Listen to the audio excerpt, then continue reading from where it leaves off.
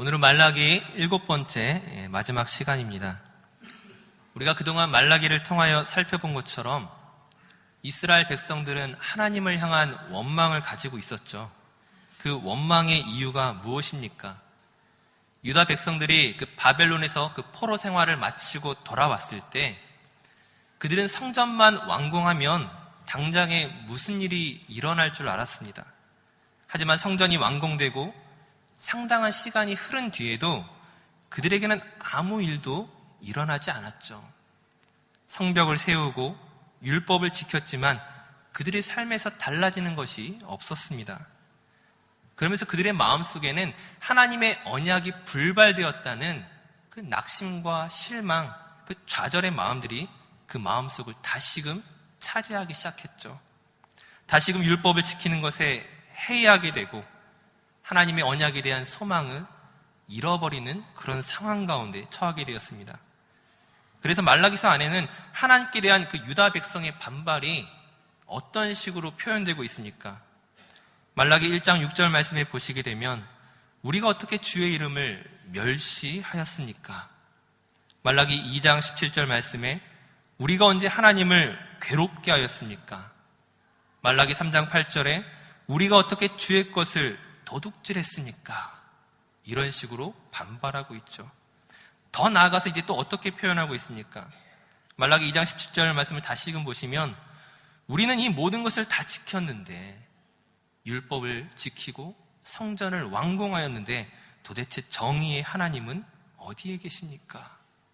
말라기 3장 15절 말씀에 보시게 되면 우리가 하나님의 명령을 지키는 것이 유익이 없고 차라리 악을 행하는 자가 번성하고 화를 피한다라며 하나님께 그 섭섭한 마음을 거침없이 표현하고 있는 것들을 볼 수가 있습니다. 이스라엘 백성들이 이러한 생각을 가지게 된 것을 구체적으로 조금 더 살펴보기 시작하면은 유다 백성들이 그 바벨론의 포로로 있는 동안에 그들은 세계에 대한 또 다른 눈을 뜨기 시작했습니다. 과거에는 유다와 예루살렘이 그 세상의 전부인 줄 알았는데, 그 중심인 줄 알았는데 그들이 바벨론 포로로 있는 동안에 무엇을 보게 되는 것입니까? 유다와 예루살렘은 전 세계에서 너무도 작은 일부일 뿐이고 대단치 못하다는 것을 발견하게 되었죠. 지금 바벨론에서 페르시아로 그 세계의 힘의 질서가 격동하고 있는 가운데 막상 예루살렘은, 막상 유다는 아무것도 아니었던 것이죠. 이런 상황 속에서 하나님의 말씀대로 성전을 만들고 성벽을 세우고 율법을 지켰지만 더 이상 그들은 세상의 중심이 아니었습니다. 주인공이 아니었던 것이죠. 여전히 가난하고 힘이 없고 더 나아질 것에 대하여 소망을 가질 수 없는 그들 자신의 모습을 보면서 그들이 무엇을 결단하기 시작한 것입니까? 율법의 고리를 끊고 이제 그 세계화에 자신들의 발걸음을 맞추기 시작한 것이었습니다. 일단 결혼을 국제화하고 율법적인 삶이 아니라 그 열방의 성공의 방식을 쫓아 그 삶을 선택했다는 것이죠. 이런 이스라엘의 선택을 보며 어떤 생각을 하십니까? 우리가 이들을 바라볼 때에 너무 이분법적으로 생각해서는 안 됩니다. 즉 그들이 단순히 하나님의 율법을 지키지 않는 악인인가? 그들이 이방 여인을 아내로 취하는, 하나님께 마땅히 드려야 할 11조를 드리지 않는 우리와는 전혀 다른 죄인이라고 생각한다면 오늘 말라기를 통하여 주시고자 하는 하나님의 메시지를 온전하게 들을 수 없습니다. 우리가 가장 먼저 깨달아야 하는 것은 지금 말라기가 말하고 있는 이스라엘은 우리와 전혀 다른 죄인의 모습이 아니라 어떻게 하나님을 섬긴다고 말하면서 저렇게 방자하게 행할 수 있는가, 우리가 감히 정죄해야 되는 그런 모습들이 아니라 사실 오늘 우리의 모습과 상당히 닮아 있다는 것들을 발견하는 것으로 시작해야 된다는 것이죠. 우리 어떤 모습이 말라기 시대의 이스라엘과 닮아 있습니까? 우리는 어떤 신앙을 고백하고 있습니까? 우리가 예수 그리스도를 믿고 하나님의 사람이 되었죠. 그 마지막 날에 하나님의 심판대 앞에서 우리는 구원을 받게 될 것이고 예수 그리스도를 알지 못하는 사람들은 심판과 진노를 받게 될 것입니다. 이를 믿으십니까? 그런데 문제는 무엇입니까? 우리에게는 이 모든 것이 너무 미래적이고 멀리 있는 것처럼 여겨진다는 사실이죠. 믿음을 가진 이의 그 보상과 믿음을 가지지 못한 이에 대한 그 심판과 보응이 지금 너무 멀게만 느껴지고 있다는 것입니다. 마치 법은 멀고 주먹은 가깝다라는 말처럼 오늘 우리의 일상생활에서 믿음은 막상 우리에게 별로 도움이 되지 않는 것처럼 여기기 쉽다는 것이죠. 많은 이들이 예수 그리스도를 믿으면서도 지금 당장의 유익과 편리와 그 위험으로부터 벗어나기를 기대하지만 그 예수 그리스도를 통하여 그 믿음을 통하여 이 모든 것들을 얻고자 하였지만 더 이상 믿음이 그것들을 해결해 주지 못했을 때에 그리스도인들조차 그 세상의 성공의 방식을 따라 그들을 따라 살아가는 것들을 마다하지 않고 있다는 것입니다. 여기는 하나님께서 우리에게 주시고자 하는 보상에 대한 중대한 오해가 한 가지 있죠. 믿음을 가진 우리가 누려야 하는 보상, 복이란 무엇입니까? 복이 무엇인지 우리가 확실히 다시 한번 생각해야 된다는 것이죠. 믿음을 가진 우리에게 있어서 복이란 예수 그리스도 그 자체입니다. 예수를 믿고 복을 누리게 되는 것은 우리가 먼 미래에 나중에 천국에 가서만 누리는 것이 아니라 물론 우리가 예수 그리스도를 믿음으로 죽음이 없는 곳, 상함과 해함이 없는 그 천국에서 영원한 기쁨을 누리겠지만 동시에 오늘 지금의 현실 생활에서도 세상이 주지 못하는 것을 누리는 것이 예수 믿는 사람들의 복이라는 것이죠. 무슨 복입니까? 하나님과 동거하는 기쁨, 경건한 삶의 보람, 그 진리와 생명으로 하나하나 쌓여져가는 그 인생의 모든 의미 있는 것들이 실제 우리 삶에서 우리가 누려야만 하는 것이라는 것이죠. 로마서 14장 17절 말씀에 보시게 되면 하나님의 나라는 먹는 것과 마시는 것이 아니요 오직 성령 안에 있는 의와 평강과 희락이라. 이처럼 우리는 오늘 우리를 둘러싼 환경이 어떠한가에 상관없이 즉 당장의 유익과 편리가 없을지라도 당장의 그 위험으로부터 우리가 벗어나지 못한다 할지라도 성령 안에서 내게 주어진 것에 대하여 내가 감사하고 자족하고 기뻐하는 사람이 참된 그리스도인인 것이죠. 반대로 불신자는 무엇입니까? 예수 그리스도를 모르는 사람들의 그 삶이란 어떤 것입니까? 그들의 행복과 만족을 얻기 위하여 그 세상의 경쟁에서 승리하고 쟁취하고 그 모든 것들을 목표로 하고 있지만 결코 그들이 원하는 것을 얻지 못하는 진노 아래에 있는 삶이 바로 불신자의 삶입니다. 지금 가장 큰 문제가 무엇입니까? 바로 이러한 차이점. 예수 그리스도를 믿는 자의 복과 예수님을 믿지 않는 자의 그 진노를 구별하지 못하고 막상 그리스도인들조차 세상에서 성공한 사람들을 바라보며 그들을 부러워하고 그들이 누리고 있는 것에 미혹되어서 그 세상의 성공의 방식을 똑같이 따라가는 것을 선택하고 있다는 것이죠. 그런 점에서 과연 말라기 시대의 그 이스라엘 백성들과 오늘 현대의 그리스도인들 가운데 무슨 차이가 있겠습니까? 지금 말라기 예언의 말씀은 하나님의 약속을 신뢰하지 않고 지금 바벨론과 페르시아 등 그 열방의 방식을 따라갔던 그 이스라엘에 대한 그 경고의 말씀과 동시에 오늘날 세상의 부와 명예와 그 성공이라는 그 이름을 얻으려고 그것을 쫓아 살아가는 오늘 저와 여러분에 대한 경고의 말씀이기도 합니다. 마태복음 6장 24절 말씀에 예수님께서 하나님과 재물을 겸하여 섬길 수 없다고 말씀하셨음에도 불구하고 막상 과연 우리는 하나님만으로 만족하고 있습니까? 지금 재물이 악하다고 말하는 것이 아닙니다. 모든 그리스도인이 가난하고 힘들고 어렵고 숨어 지내야 한다고 말하는 것이 아닙니다. 무엇을 말하는 것입니까? 예수 그리스도를 말하는 것입니다. 예수 그리스도가 오늘 우리의 삶에서 어떤 의미를 가지고 있는지를 확인해야 된다는 것이죠. 그분으로 인하여 내 삶이 어떻게 달라졌고 어떤 것을 누리고 있는가를 지금 확인해야만 된다는 것입니다. 말라기 예언은 이스라엘 백성들에게 무엇을 말하고 있습니까? 지금은 이스라엘 백성들이 무슨 불평을 하였습니까? 하나님의 약속이 깨어졌다 생각하고 더 이상 하나님이 그들을 도울 수 없다라고 생각합니다. 정의의 하나님이 어디 계십니까? 라고 항변하고 있지만 하나님 그들에게 무엇이라고 말씀하십니까? 말라기 3장 1절 말씀에 보시게 되면 만군의 여호와가 이르노라 보라 내가 내 사자를 보내리니 그가 내 앞에서 길을 준비할 것이요 또 너희가 구하는 바 주가 갑자기 그의 성전에 임하시리니 곧 너희가 사모하는 바 언약의 사자가 임하실 것이라. 아멘. 하나님의 약속이 폐기된 것이 아니라 그의 사자가 오심으로 그 전 세계가 새로운 질서 안으로 들어가게 된다고 말씀하는 것이죠. 이스라엘 백성들은 그 바벨론과 페르시아로 이어지는 그 열방들의 그 힘의 방식을 질서라고 생각했지만 주의 사자가 임하시는 날, 그리스도가 오시는 날 그 질서가 바뀔 것이라고 말하는 것입니다. 이 세상을 움직이는 것은 그 열방의 힘이 아니라 예수 그리스도가 이 세상의 중심임을 선포하는 것이죠. 동시에 그 예수 그리스도를 믿음으로 고백하고 따라가는 그 성도들의 발걸음을 이 세상이 도무지 감당하지 못할 것이라는 하나님의 새로운 약속인 것입니다. 이를 위하여 저와 여러분이 하나님의 부르심을 입은 것이죠.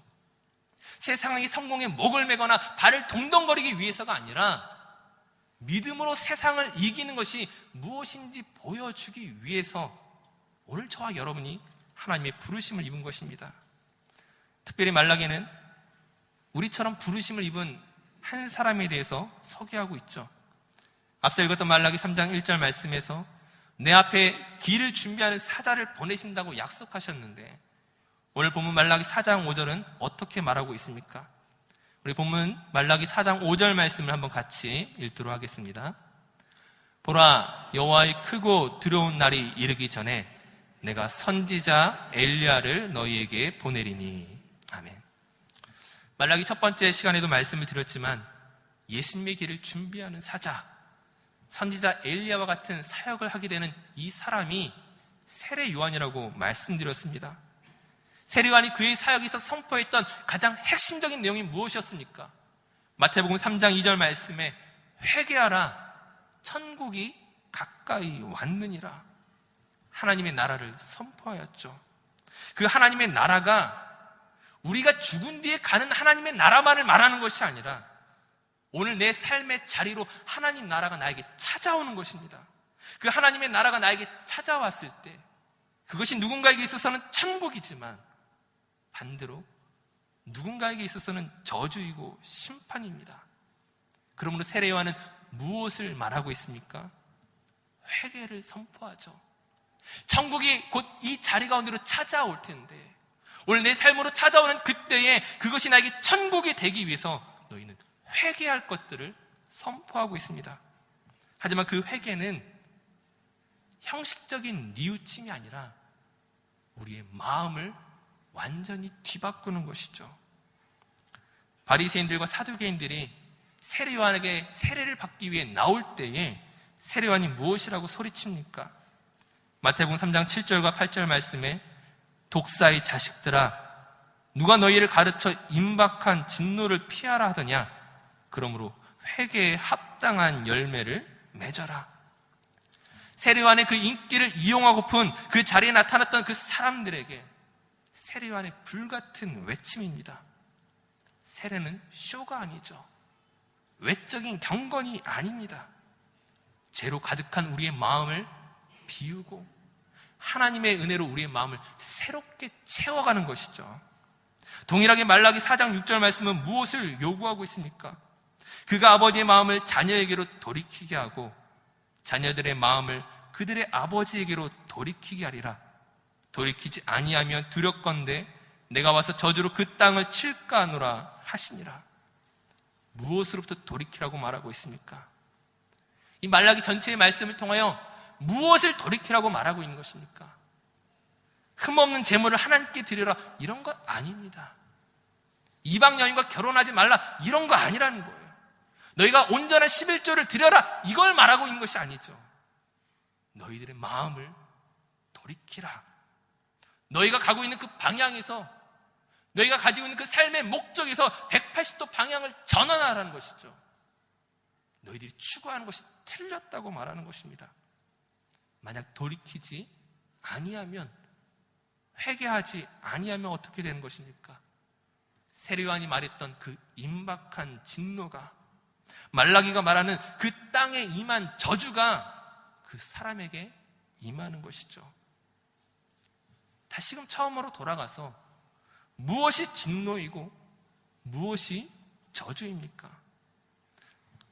우리를 사랑하시고 아끼시고 인내하시고 회복시키시고 인도하시는 그 하나님의 사랑과 은혜를 알지 못하고 깨닫지 못하는 것이 진노이고 저주입니다.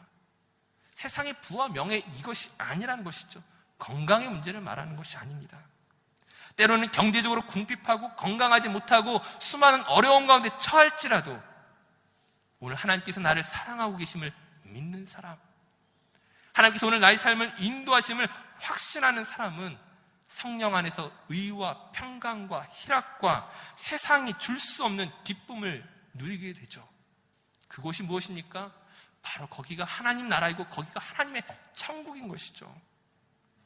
지난 시간 말씀드렸던 것처럼 이스라엘 백성들이 성전에서 예배하며 율법을 지키는 것으로 만족하지 않고 그들이 다른 열방과 같이 높아지기를 요구하며 기대했던 것처럼 오늘 우리도 여전히 동일하게 왜 우리의 삶에 기적이 일어나지 않습니까? 문제가 일어나지 않습니까? 예수 이외에 또 다른 기적이 우리에게 있어야 하는 줄로 생각합니다. 하나님께서 인간이 되셨고 그 그리스도께서 나의 죄를 대신해서 죽으셨다는 그 사실에 만족하지 못하고 세상이 원하는, 세상이 기대하는 그런 반전이, 그런 승리가 나에게 있기만을 소망하고 있죠. 그러므로 그 기대가 무너졌을 때에 여지없이 낙심하고 또다시 좌절하는 패턴을 반복하는 우리의 모습을 보게 됩니다. 사실 오늘 본문 말라기가 예로서 사용했던 엘리야 선지자의 삶이 이와 같았습니다. 엘리야가 갈멜산에서 그 바알과 아세라 선지자 850명과 싸워서 승리한 것들을 우리가 잘 알고 있죠. 3년 반 동안 진행되었던 그 가뭄이 엘리야의 그 기도로 비가 내리기 시작하는 것들을 우리는 보았습니다. 아마 이것이 우리가 기대하는 믿음의 승리의 모습이겠죠. 극적인 반전이고 놀라운 승리였습니다. 이것이 우리가 원하는 스토리이지만 현실은 어떻습니까? 하나님이 어떻게 이끌고 가십니까? 아합 왕은 여전히 변하지 않았습니다. 이세벨은 오히려 살기가 등등해서 그 엘리야를 죽이려고 애쓰죠. 결국엔 그 놀라운 승리 이후에 오히려 엘리야는 혼비백산하여 광야로 도망을 갑니다. 로뎀나무 아래서 완전히 탈진하여 낙심 가운데 있을 때에 하나님께서 그를 천사를 보내어 위로하시고 호렙산으로 인도하시죠. 그 호렙산에서 하나님께서 엘리야에게 묻습니다. 엘리야야, 너는 왜 여기 있느냐? 무엇이라고 대답합니까? 하나님, 모두 죽고 나 혼자만 남았는데 그들이 저도 죽이려고 합니다. 하나님께서 엘리야를 다시금 굴 앞에 세우시고 세미한 음성 가운데 다시금 묻습니다. 엘리야야, 너는 왜 여기 있느냐? 역시 똑같은 대답을 하죠. 모두가 죽고 나 혼자만 남았습니다. 내가 무엇을 할 수 있겠습니까? 더 이상 내가 할 수 있는 것이 없습니다. 하나님께서는 뜻밖의 명령을 엘리야에게 내리시죠. 너는 가서 하사엘로 아람 왕으로 세우라. 예후로 이스라엘 왕을 세우라. 엘리사에게 기름을 부어 선지자로 삼아라. 그리고 한마디를 덧붙이십니다. 아직 바알에게 무릎을 꿇지 아니한 사람이 7,000명이 남아있다고 말씀하시죠. 먼저 하나님의 명령이 무슨 뜻입니까? 거기에 우리가 기대하는 놀라운 승리와 반전이 있습니까? 상황의 변화가 있습니까? 없죠. 엘리야가 수행해야 되는 그 명령으로 인하여서 아합 왕이 항복하거나 이세벨의 죽임을 당하는 것이 아니었습니다. 여전히 아합 왕은 이스라엘의 왕으로 떵떵거리며 잘 살고 있었죠. 이스라엘 가장 대표적인 그 대적이었던 아람 역시 왕이 바뀌나 안 바뀌나 변하지 않았습니다. 더구나 엘리야 자신은 엘리사에게 모든 것을 넘기고 이제 역사에서 사라지게 되는 것입니다. 그렇다면 바알에게 무릎을 꿇지 아니했던 그 7,000명은 어떻습니까? 이들이 아합 왕과 이세벨을 쓰러뜨리기 위한 무슨 비밀 병기입니까? 그들이 어떤 역할을 하게 됩니까? 아니죠. 엘리야와 다를 바가 없어요. 아합 왕 밑에서 아무 말 하지 못하는, 어찌 보면 자기 신앙 하나 지키는 것에 벅찬 사람들이었을지도 모릅니다. 이처럼 세상의 관점에서 엘리야는 실패한 선지자와 같죠. 그는 상황을 전혀 바꾸지 못했고 그 모든 것들을 다 넘겨주고 떠나야만 했습니다. 하지만 엘리야의 실패가 하나님의 실패로 이어집니까? 하나님의 뜻과 계획이 무너졌습니까? 그렇지 않죠. 여전히 하나님께서 다스리고 계시고 자신의 뜻을 우리에게 전달하고 계십니다. 엘리야를 통하여, 엘리사를 통하여, 그 7,000명을 통하여, 그리고 저와 여러분을 통하여 하나님의 뜻이 끊임없이 이어지고 있죠. 우리는 주님의 뜻을 따라 우리에게 주어진 그 매일의 삶을 살아가는데, 그 삶을 살아가는 동안 우리의 상황이 변화가 없을지라도, 놀라운 반전과 승리가 없을지라도 하나님의 일하심은 여전히 그곳 가운데 있다는 것이죠. 그것이 내 눈에 다 보이지 않을 뿐 하나님의 나라가 이루어지고 있는 것들을 우리가 알고 있지 않습니까? 사랑하는 성도님들, 하나님이 없는 인생은 어떤 것입니까? 이스라엘 백성들이 하나님을 버리고 자신들이 얻기 원하는 것을 그 위하여 살아갈 때에 그들이 무엇을 얻었겠습니까? 돈과 명예를 혹 얻었을지라도 그들이 진정으로 원했던 그 행복과 평강과 참된 기쁨을 누리지 못했을 것입니다. 반면 우리는 어떻습니까? 우린 내가 선택한 만큼 책임을 지거나 보상을 받는 그런 삶이 아니라 하나님 없는 그 비참한 삶에서 빠져나와 예수로 말미암아 하나님의 자녀된 것을 누리는 그 영광의 삶으로 부르심을 입었습니다. 오늘 우리가 어떤 형편에 처할지라도 그 하나님의 은혜가 우리의 삶에 담겨지지 못하는 그런 일이 없다는 것이죠. 그 하나님께서 지금도 우리를 통하여, 이 역사를 통하여 그 구원의 역사를 펼쳐가고 계십니다. 언제까지요? 예수 그리스도께서 다시 오시는 그날까지 이 모든 일들을 이루실 것이고 우리가 이 일에 참여하는 부름받은 존재가 되었죠. 부름받은 이 일들을 함에 있어서 이 모든 것이 때로는 싫고 억울한 것들로 가득 차 있겠지만 하나님께서 그런 것으로 우리를 부르셨습니다. 지금 여러분이 서 있는 바로 그 자리가 성령께서 이끄신 자리이고 성령께서 오늘 우리에게 요구하시는 자리임을 우리가 기억해야 하는 것이죠. 그 자리에서 무엇을 해야 되겠습니까? 말라기의 말씀을 통하여 우리가 정리해야 한다면 여러분의 아내를 사랑하시고 남편을 존경하십시오. 여러분의 이웃에게 악을 행하지 마시고 자기 자랑이 아니라 손해보는 삶을 선택하십시오. 그로 인하여 우리가 어떤 세상적인 보상을 기대하지 마시고 오늘 내 삶에 또 다른 기적과 그 변화를 조건으로서 요구하는 것이 아니라 하나님께서 여러분을 아무 조건 없이 용납하시고 사랑하셨던 것처럼 그렇게 살아내는 것입니다. 변화가 없을지라도 그렇게 나아가는 것이죠. 하나님께서 여러분들로 삶의 모든 순간에 정답만을 말하고 유능할 것들을 요구하시는 분이 아닙니다. 완벽한 사람이 되라는 것이 아니죠. 오늘 우리에게 주어진 그 매일의 삶을 살다가 있는 그대로 부딪힐 때에 때는 우리의 실력의 한계를 느끼고 절망을 느끼고 포기할 것만 같은 그 위기의 순간이 찾아오는 그때에 아무 변화가 없을지라도 하나님만으로 인하여 만족할 수 있고 미래를 소망 가운데 바라볼 수 있는 그 놀라운 비밀들을 우리가 체험해야 된다는 것이죠.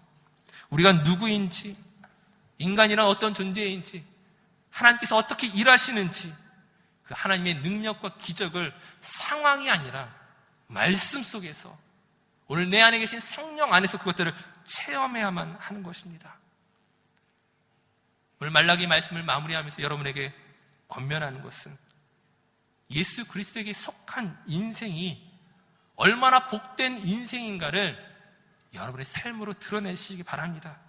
예수 그리스도의 그 인격을 우리의 삶에 담아내어서 우리로 하여금 얼마나 복된 삶을 살아가게 하시는지를 환경이 아니라 조건이 아니라 또 다른 기적이 아니라 이미 내 안에 계신 예수 그리스도 성령 하나님의 능력과 그분의 뜻 안에서 드러내실 수 있는 저 우리 모든 사랑하는 성도들 되시기를 간절히 축원합니다. 우리 함께 기도하겠습니다. 우리 이렇게 기도했으면 좋겠습니다. 우리에게 주어진 어떤 조건과 환경도 우리를 실패하게 하거나 절망하게 하거나 우리를 끝장낼 수 없습니다. 왜냐하면 주님이 우리와 함께하고 계시기 때문입니다. 주님을 동거하는 자의 그 기쁨, 경건한 삶의 보람, 진리와 생명으로 쌓여져가는 우리 인생의 모든 의미 있는 것들을 내 안에 계신 성령님께서 나타내실 것입니다. 우리를 통한 이 모든 것이 증거될 수 있도록 우리 안에 성령의 충만함을 위하여 이 시간 우리 함께 기도하며 나가겠습니다.